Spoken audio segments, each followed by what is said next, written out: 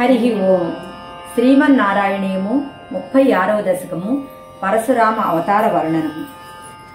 అత్రే పుత్రతయా పురా త్వమనసూయాయాం హి దత్తాభిదో. అత్రే పుత్రతయా పురా త్వమనసూయాయాం హి దత్తాభిదో. జాతశిష్య నిబంధతంద్రితమనాః స్వస్థశ్చరన్ కాంతయా. జాతశిష్య నిబంధతంద్రితమనాః స్వస్థశ్చరన్ కాంతయా. దృష్టో భక్తతమేన హైహయమహీపాలేన తస్మై వరాన్. దృష్టో భక్తతమేన హైహయమహీపాలేన తస్మై వరాన్. అష్టైశ్వర్యముఖాన్ ప్రదాయ దదిథ స్వేనైవ చాంతే వధం. అష్టైశ్వర్యముఖాన్ ప్రదాయ దదిథ స్వేనైవ చాంతే వధం. అత్రే పుత్రతయా పురా త్వమనసూయాయాం హి దత్తాభిదో. జాతశిష్య నిబంధతంద్రితమనాః స్వస్థశ్చరన్ కాంతయా. దృష్టో భక్తతమేన హైహయమహీపాలేన తస్మై వరాన్. అష్టైశ్వర్యముఖాన్ ప్రదాయ దదిథ స్వేనైవ చాంతే వధం. సత్యం కర్తుమథార్జునస్య చ వరం తచ్చక్తిమాత్రానతం. సత్యం కర్తుమథార్జునస్య చ వరం తచ్చక్తిమాత్రానతం. బ్రహ్మద్వేషితదాఖిలం నృపకులం హంతుం చ భూమేర్భరం. బ్రహ్మద్వేషితదాఖిలం నృపకులం హంతుం చ భూమేర్భరం. సంజాతో జమదగ్నితో భృగుకులే త్వం రేణుకాయాం హరే. సంజాతో జమదగ్నితో భృగుకులే త్వం రేణుకాయాం హరే. రామో నామ తదాత్మజేష్వరజః పిత్రోరథా సమ్మదం. రామో నామ తదాత్మజేష్వరజః పిత్రోరథా సమ్మదం. సత్యం కర్తుమథార్జునస్య చ వరం తచ్చక్తిమాత్రానతం. బ్రహ్మద్వేషితదాఖిలం నృపకులం హంతుం చ భూమేర్భరం. సంజాతో జమదగ్నితో భృగుకులే త్వం రేణుకాయాం హరే. రామో నామ తదాత్మజేష్వరజః పిత్రోరథా సమ్మదం. లబ్ధాంనాయ గణశ్చతుర్దశవయా గంధర్వరాజే మనాక్. లబ్ధాంనాయ గణశ్చతుర్దశవయా గంధర్వరాజే మనాక్. ఆసక్తాం కిల మాతరం ప్రతిపితుః క్రోధాకులస్యాజ్ఞయా. ఆసక్తాం కిల మాతరం ప్రతి పితుః క్రోధాకులస్యాజ్ఞయా. తాతాజ్ఞాతిగ సోదరైః సమమిమాం చిత్వ चित्वाध शान्तात् पितुः ताताज्ञातिगसोदरैः सममिमां चित्वाथ शान्तात् पितुः तेषां जीवनयोगमापिथ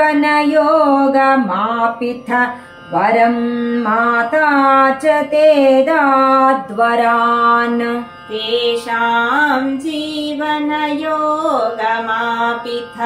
वरं माता च ते दाद्वरान् लब्धाम्नाय गणश्चतुर्दश वया गन्धर्वराजे मनाक् आसक्तां किल मातरं प्रतिपितुः क्रोधाकुलस्याज्ञया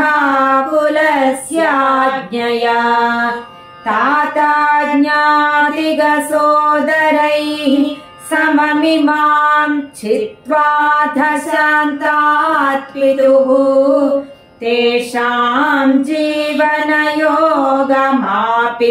वरं माता च ते दाद्वरान् पित्रा मातृमुदेस्तवाहृत वियद्धेनोर्निजादाश्रमात् पित्रा मातृमुदेस्तवाहृत वियद्धेनोर्निजाताश्रमात् प्रस्थायाथ भृगोर्गिरा हिमगिरावाराध्य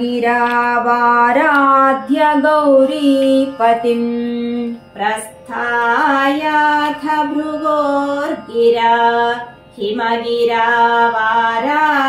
गौरीपतिम् लब्ध्वा तत्परशुं तदुक्तदनुजच्छेदी महास्त्रादिकम् लब्ध्वा तत्परशुं तदुक्तदनुजच्छेदी महास्त्रादिकम् प्राप्तो मित्रमथाकृतव्रणमुनिम् प्राप्यागमस्वाश्रमम् प्राप्तो मित्रमथाकृतव्रणमुनिम् प्राप्यागमस्वाश्रमम् पित्रा मातृमुदेस्तवाहृत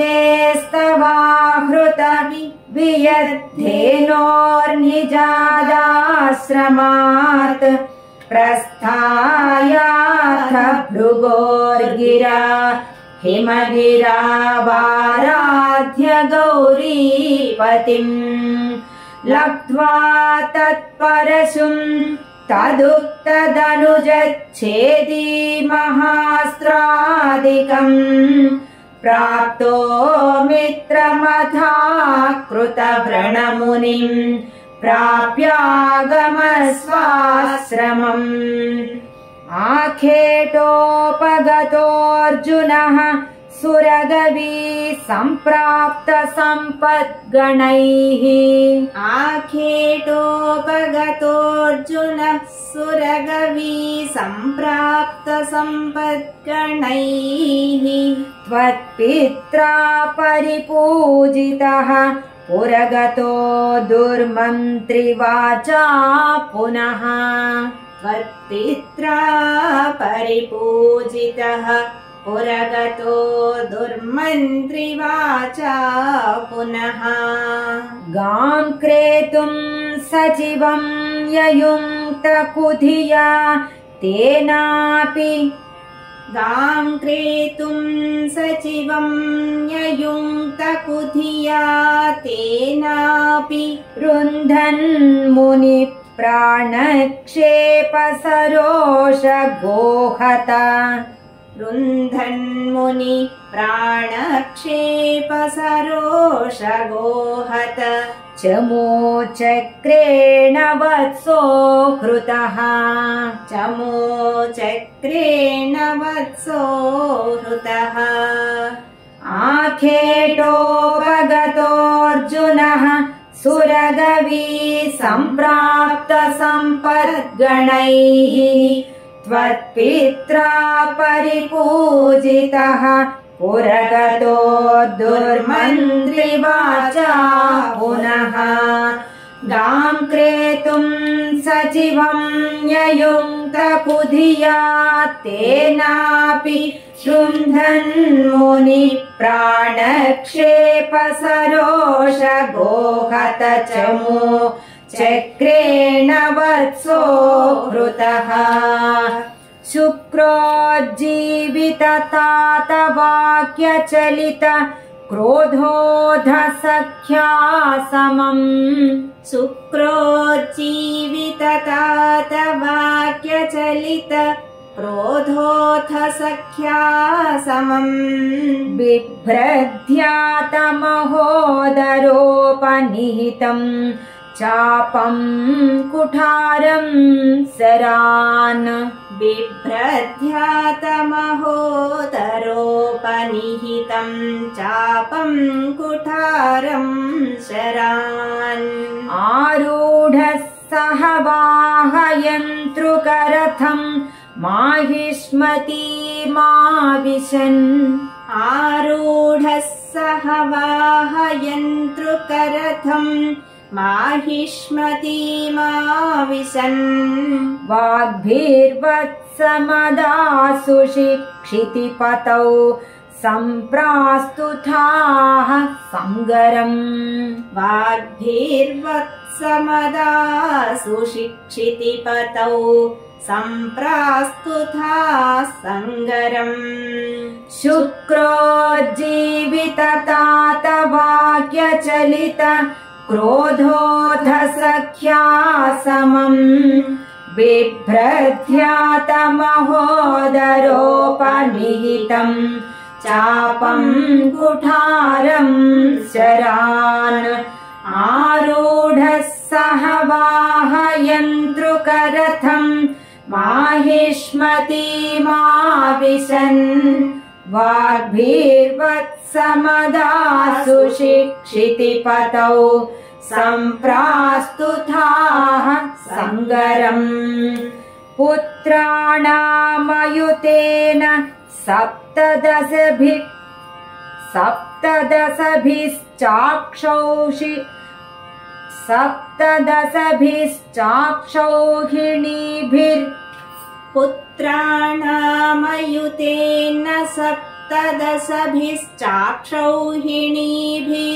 महासेनानीभिरनेकमित्रनिवहैर्व्याजृम्भिता योधनः महासेनानीभिरनेकमित्रनिवहैर्व्याजृम्भिता योधनः सद्यस्त्वत्ककुठारबाणविदलन् निःशेष सैन्योत्करो सत्यस्त्वत्ककुठारबाणविदलन् निःशेष सैन्योत्करो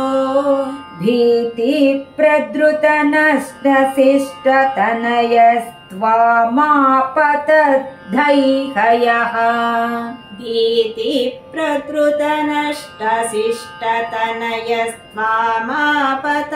भीतिप्रद्रुतनष्टशिष्टतनयस्त्वामापतद्धैहयः पुत्राणामयुतेन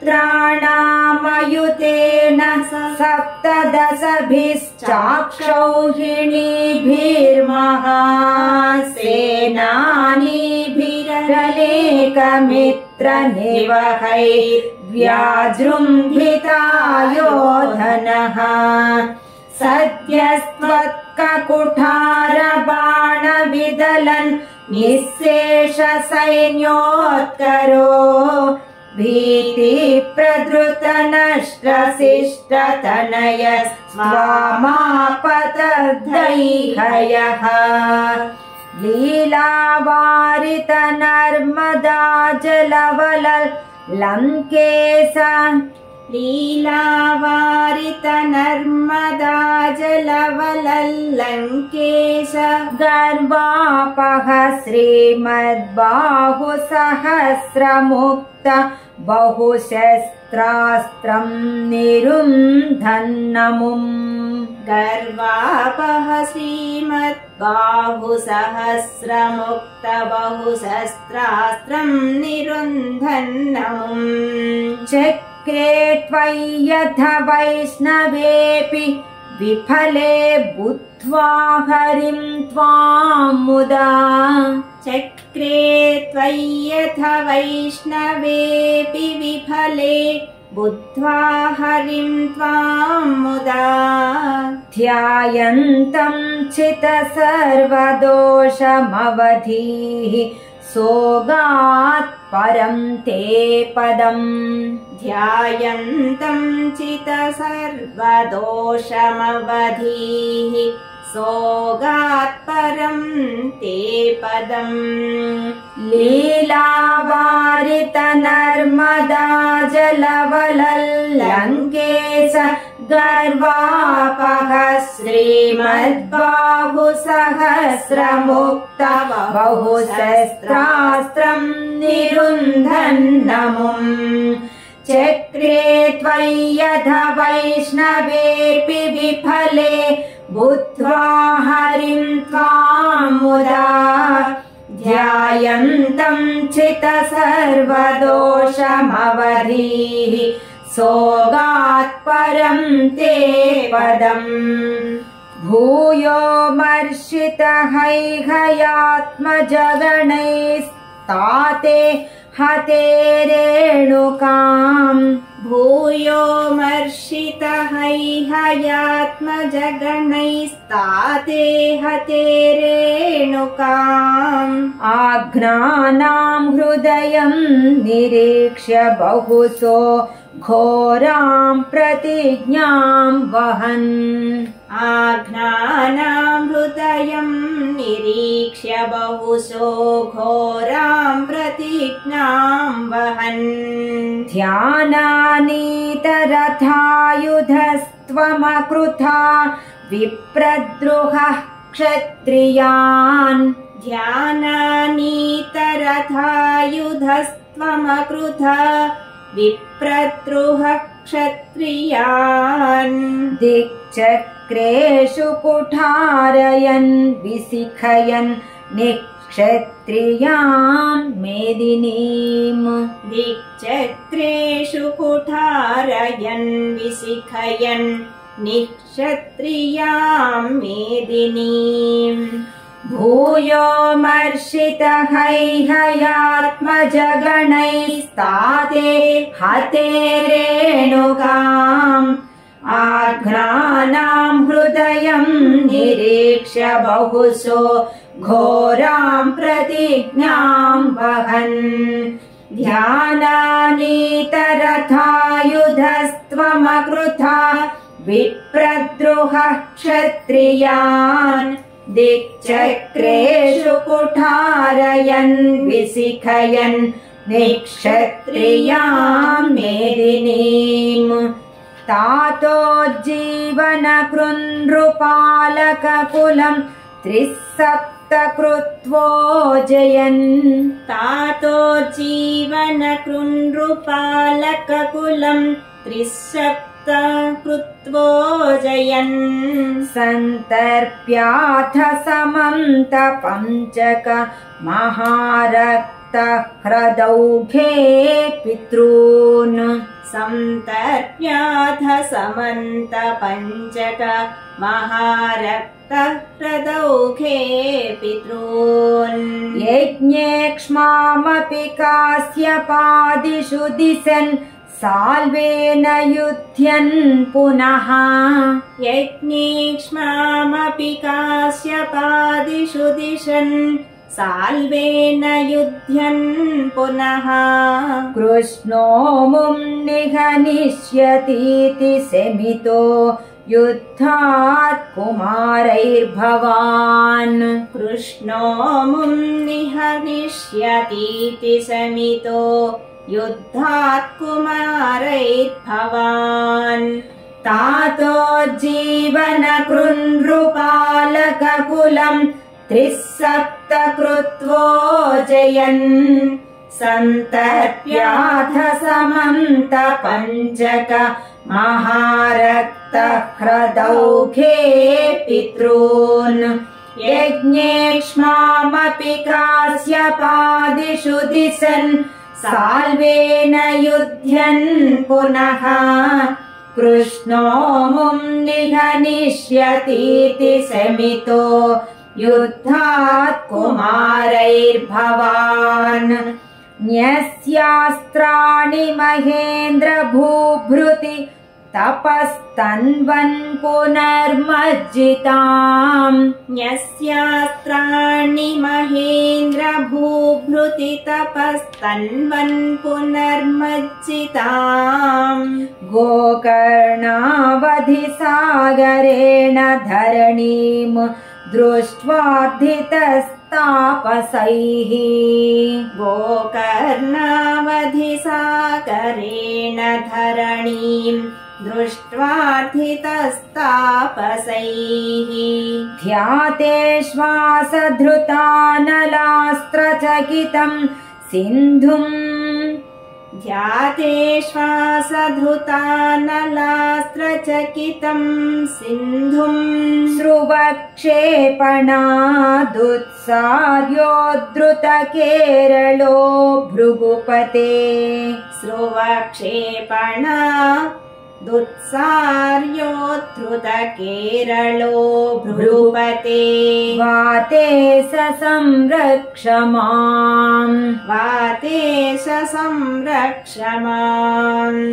न्यस्यास्त्राणि महेन्द्र भूभृति तपस्तन्वन् पुनर्मज्जिताम् गोकर्णावधिसागरेण धरणीम् दृष्ट्वार्धितस्तापसैः ध्याते श्वासधृतानलास्त्रचकितम् सिन्धुम् स्रुवक्षेपणादुत्सार्योद्धृतकेरलो भृगुपते वाते संरक्ष माम् పరశురామావతారము అని 36వ దశకం సమాప్తము. నవమ స్కంధ పరిచ్ఛేదం సమాప్తము. నారాయణ నారాయణ గోవింద శ్రీమన్నారాయణ నారాయణ గోవింద నారాయణ నారాయణ గోవింద లక్ష్మీ నారాయణ నారాయణ గోవింద. హరి ఓం.